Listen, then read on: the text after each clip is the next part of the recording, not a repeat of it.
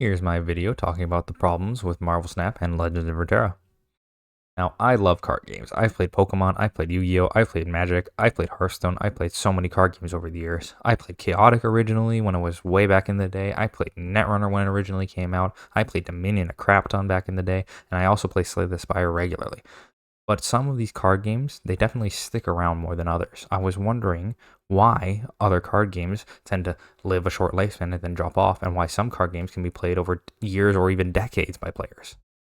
So today I'm going to go over two examples of card games that picked me up briefly, but then I ended up falling off the bandwagon and stopped playing them altogether. I'm talking about Marvel Snap, and I'm talking about Legend of Runeterra.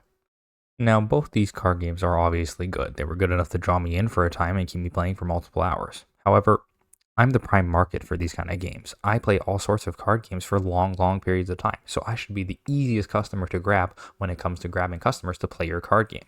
This is why it's so hard to make a successful card game in the modern age, because there's so many other good options. If you make a card game that doesn't hold someone's attention the same way another one does, it's really easy to stop playing your card game and to move on to one that you're either more familiar with or you're more willing to try for a longer period of time. I fell off both of these games at a different point when I was playing them, and that's why I'm adding them both of this video together. Because one game I fell off when I was starting as a new player, and one game I fell off when I was starting as an experienced player. And both of the games have a very clear focus on one half of the spectrum, whereas Marvel Snap is very focused on making the new player experience as good as possible. I feel like Legends of Runeterra was very focused on drawing in that core player base of card gamers with a very good experienced player type of game. Marvel Snap is definitely built for new players. They had a million ads running when the game first came out by people like Ludwig, massive celebrities, all sorts of stuff. Marvel Snap had so many ads going that it was basically impossible to avoid if you wanted to play card games when it was coming out. And it also has a very small 12 card deck and a 6-turn limit, meaning that you have very few decisions to make during the game, making it easier to make the correct one over the course of the game, and you have much fewer deck building decisions as well because you have so few cards in your deck, making it a lot easier to build your deck as a new player.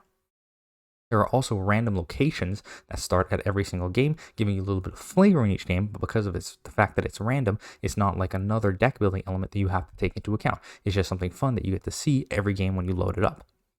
And there's also what I think was the most brilliant aspect of Marvel Snap was the pool system. So starting with Pool 1 was the pool that every player starts in when you open your fresh Marvel Snap account. And you get cards like Iron Man and very basic starting cards for you to kind of get an idea for how the game is played. And you could also only play against other Pool 1 opponents, making it not only so that way your gameplay experience is fair and balanced, being against only other new players. However, it also meant that you got familiarized with all the cards from Pool 1. This continued to Pool 2. When you got into Pool 2 cards, you started getting cards like Shang-Chi with a little bit more of a complex effect, but still relatively simple, and you would get a good time to both learn what cards are in Pool 2 by playing against them from other players and unlocking them slowly over the course of time, but you also got an understanding for more complex elements of the game by unlocking cards that would interact with those things.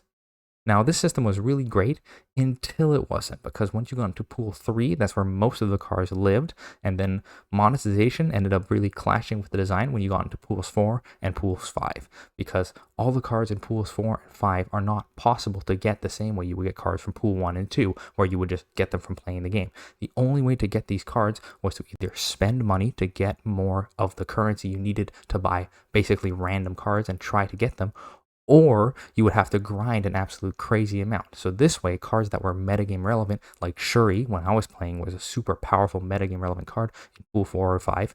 This card was basically ungettable unless you either wanted to spend a ton of money or got extremely lucky.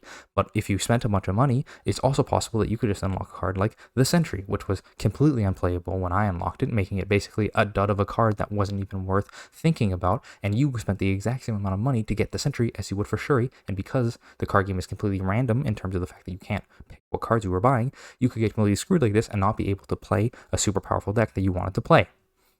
This already limited the number of decks that you were able to play in Marvel Snap by default. If you wanted to build, say, a Thanos deck, you simply can't do that without Thanos, meaning that all the other cards in your collection that would already be good in your Thanos deck, you can't play because you don't have Thanos, and you have no way to consistently get Thanos. So if I wanted to build the deck around Shuri, I can't until I get the Shuri, so all the cards, like Black Panther, that would revolve around being powerful with Shuri's ability, I simply cannot use.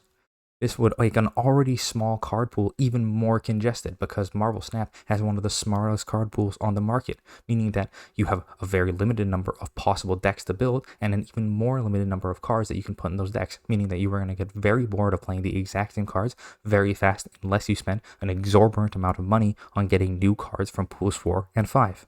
This combined with the small deck sizes, making it so that way you would probably see most of the cards in your deck in every game, made it really, really easy to burn out on not only the decks that you had, but the cards that you had in your collection, making you really bored of playing the game after you got into pool 3 and up. Now, Marvel Snap did do some things to try to add depth to the game for more experienced players, so that even if you were playing with the exact same cards a lot, you would have more interesting things going on to kind of keep you interested. For example, the entire point of the snap mechanic was very clearly intended to be a sort of bluffing mechanic more aimed towards experienced players. This way you can snap when you're winning and you can retreat when you're losing, giving you a better feeling about winning or losing in this game than you would otherwise. However, this comes to clash really badly with the 12 card deck size, if you ask me. If the only best card that you have in your deck to draw cards was this card, Adam Warlock, which has literally 0 power for 2 energy, it basically means that you are always drawing exactly 3/4 of your deck every game. So if you're playing against a destroyer deck, for example, if their opponent snaps, you can usually infer that they probably have the namesake card of their deck, which is why they are snapping to try to beat you. This means that in general, snap is just a check for your opponent to see, do I think I can beat this good card that they're building their deck around, or for you to look at your hand and decide, do I think I have the big good card that my deck is being built around. This also helps exacerbate the draw order by a whole lot, because if you say, for example, have a good 1 or 2 drop card that you need to play early game and you don't end up getting those cards to stabilize the board early, your opponent can easily snap and force you to retreat out of a game where you simply had a bad start. Not to mention that if you have a good start, it's really easy for you to snap against your opponent if you already have the perfect curve set up, which you can't do anything to control except for add cards like America Chavez or Domino to your deck. These cards literally don't do anything except show up on the turn you need them, turn 2 and turn 6 respectively. America Chavez even got nerfed a ton and her ability changed because of the fact that having a card on turn 6 that you can't draw at any other point during the game is really, really good for consistency, which was the one thing that Marvel Snap really, really struggles with over the course of many games, and why the snap mechanic doesn't really work in my mind. All these elements really exacerbate the feeling of lack of control that you have in Marvel Snap. The random locations, the random card draw order, the random ability for your opponent to snap against you if they have a really good hand or something that ends up perfect for them and you can't tell. All of this basically makes the game feel extremely luck-based and kind of boils away the amount of decision making that you get to do as a player, because you control only the place where you play your guy onto the board and only the deck building. The deck building has already been hamstrung by the fact that a lot of the cards are inaccessible and unable to be played in your deck if you don't have a specific card to make that deck archetype work, and a lot of the actual game-to-game play ends up just being defined by the different locations or the different places where your opponent ends up playing at the end of the game, not by where you have played earlier on in the game, meaning that a lot of the control that you would feel from a normal card game reacting to your opponent is reduced to nothing. Now I'm going to talk about Legends of Runeterra. So Legends of Runeterra solves a lot of the problems that I was talking about previously with Marvel Snap. They have a wonderful battle pass system that allows you to get basically all the cards in the game for free. This wonderful system where you get capsules after just playing a certain number of games allows you to basically get the entire card collection for absolutely free and doesn't gatekeep you from any type of deck or class. There's also alternating action, meaning that you can react to what your opponent does after they play a card, rather than trying to predict what your opponent is doing on every turn of the game, leading to more counterplay and more actual gameplay between you and your opponent. There's also a mulligan system that is in place when you start your opening hand. So you draw 4 cards in your opening hand and you can replace any of them, leading to more consistent curves over time. Not to mention that there is also a spell mana system, meaning that even if you don't get the perfect curve and you miss your turns 1 and turn 2, you still get that mana saved, meaning that you didn't waste it. You can use it later on in the game for spells, or you can use it immediately for a spell on turn 3, playing up to 6 mana worth of cards using your spell mana. Now, all these upgrades do come with a cost, however, so it does seem all sunshine and rainbows, but having all these extra things laid on top of your game comes with a cost for new players. Now, understanding the way to play Legends of Runeterra is really easy. It's simple to understand what the mechanics are, how you play, the turn order. All of this makes a lot of sense. However, understanding what you're supposed to do on any given turn is extremely hard, and the reason why I fell off of the game. If you look at the flowchart for how a round goes, it starts getting really confusing really fast as to what you are supposed to do on each turn. Every turn has a huge decision that you have to make at the very beginning of the turn, and this only layers on and on as the turn continues every time an action is taken. Are you supposed to attack right away to hit your opponent for damage as soon as possible? Are you supposed to cast a spell to try to get your opponent's cards out of the way so that way you can go in right away? Are you supposed to pass the turn immediately, hoping that your opponent passes back the turn or doesn't play anything so that way you can get initiative again immediately? What are you supposed to do on every turn is super duper complex and really hard to predict, especially for a new player. It's super easy to get fatigued on any later turns of this game because you not only have all the cards in your hand that you were looking at, you got to pick what action you want to play from the specific cards you have. You also have to pick when to play them because the timing of the cards you play can make a huge difference in terms of if you kill a bigger guy or a smaller guy, if you deploy a board that can defend you or you deploy it too late and you end up taking too much damage. All of these things are such big decisions you have to make in the game, and it's really, really hard to understand what is the right one to do, especially if you are just starting the game and don't know the cards.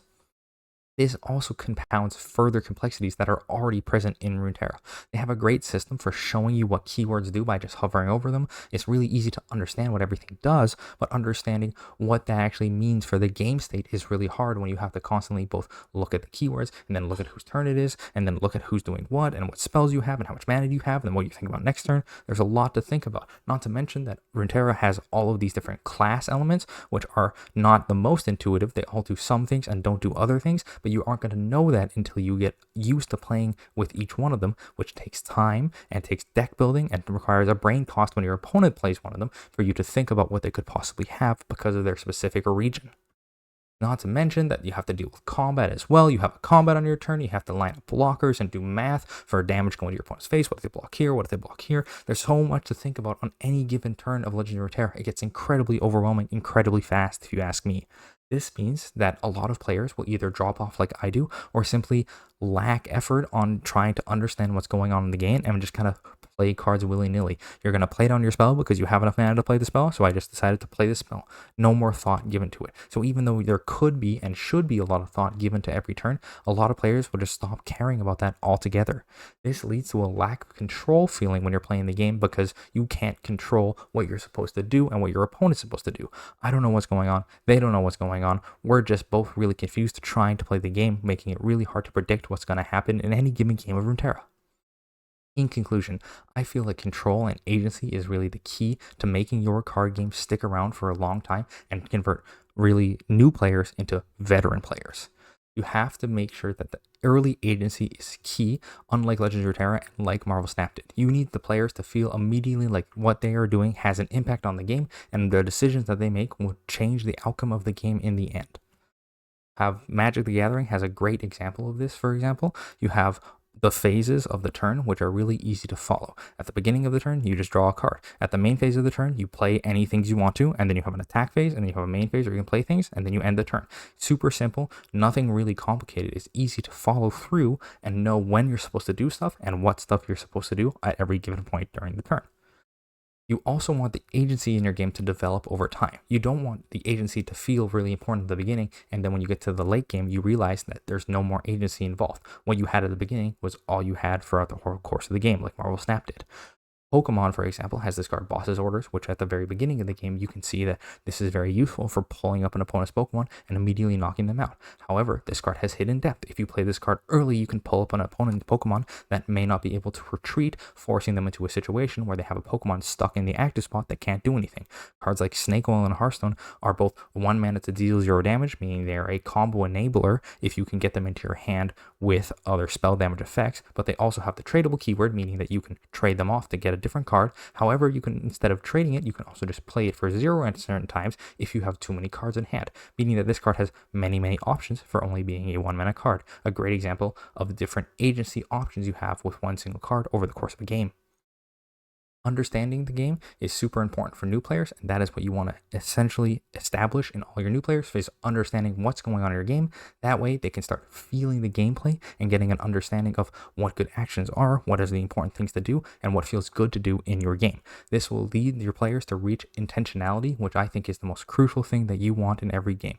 You want your players to feel like they're doing things for a reason and with purpose. This way they'll get to the fun really easily. Thanks for watching my video. Like and subscribe. It means a lot if you like and subscribe to these videos. My channel has been growing over time, and I really appreciate it.